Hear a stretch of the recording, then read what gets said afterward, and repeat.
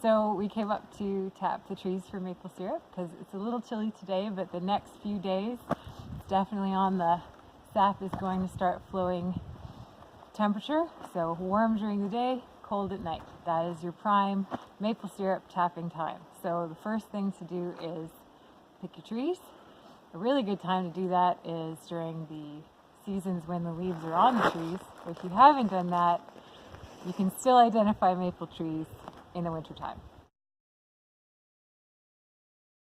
So maple trees are pretty easy to identify even when they don't have leaves. I'm not going to say easy because trees are complicated. The bark looks different times of their life stages. It changes, young, mature, old. The bark looks different. But maple trees are pretty good because they have, I always get it wrong, opposite. I always use the wrong word, but it's the right idea. Where this is an ironwood, and it has what's called alternate branching, which means that it goes branch, branch. They're not directly opposite each other on the stem. On a maple tree, they are directly opposite each other, so they are more like this. So, branch, stem, branch. They mirror each other.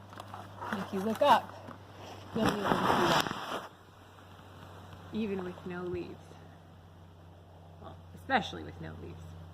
You can see that the branches mirror each other on either side of the stem.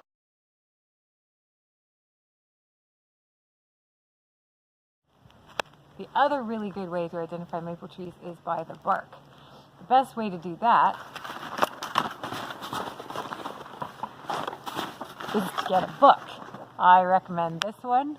It's called Bark. It's actually called Bark, a Field Guide to the Trees of the Northeast. It's excellent. Distinctive things about maple bark. When it's younger, the texture of the bark looks kind of like crackled paint. So it's kind of broken up with little fine lines. As the tree gets older, you get more of this straight lined effect. And it peels away. The bark peels away from the tree in these plates. But it only peels on one side. That's a very maple tree thing to do. So once you're pretty sure you have a maple tree, and any maple will do, it doesn't have to be a sugar maple. Sugar maples just have a higher amount of sugar in the sap. But all maple trees are tappable and they turn into syrup.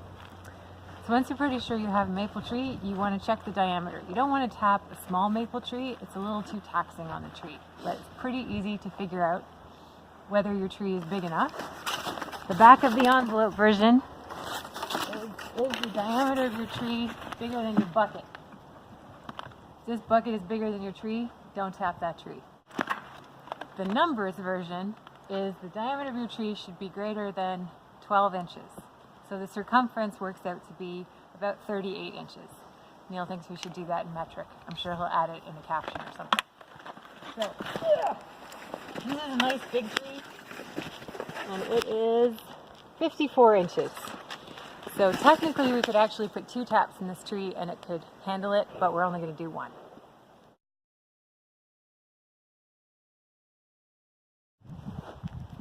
So you pick your tree, it's big enough, now it's time to drill a hole. So you just use a regular drill.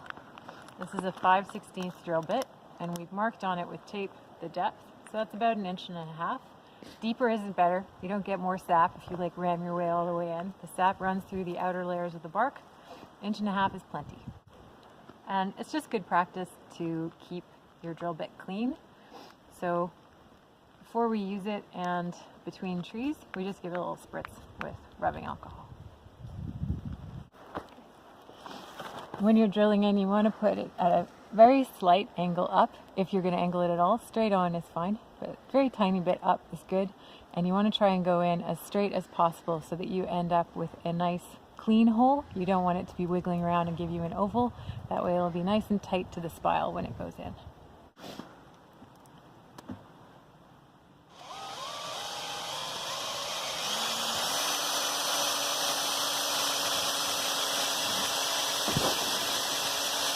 This is your spile. This is what you put into the nice hole that you just drilled, and use try and find the most gnarly beaten up mallet you can. You may or may not need it. You just give it a very light tap to make sure that it gets firmly seated into the hole that you made. So, spile, hole. So that's sitting out a little bit. So I'm just going to give it a little tap. And then you hang your bucket. Boop. Done. So we've tapped 3 trees. And we'll probably come back up and do some more.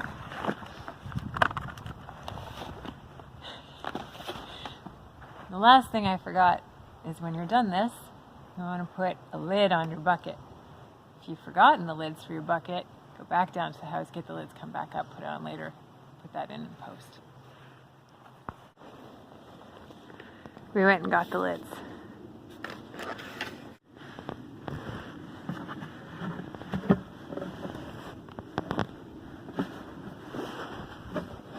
Let's see if I can do this one-handed. How about one hand and 2 knees?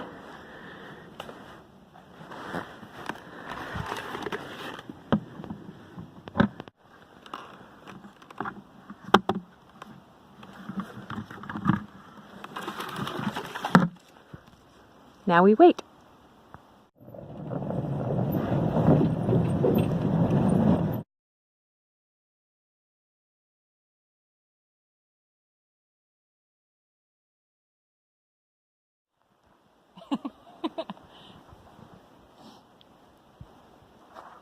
You're going?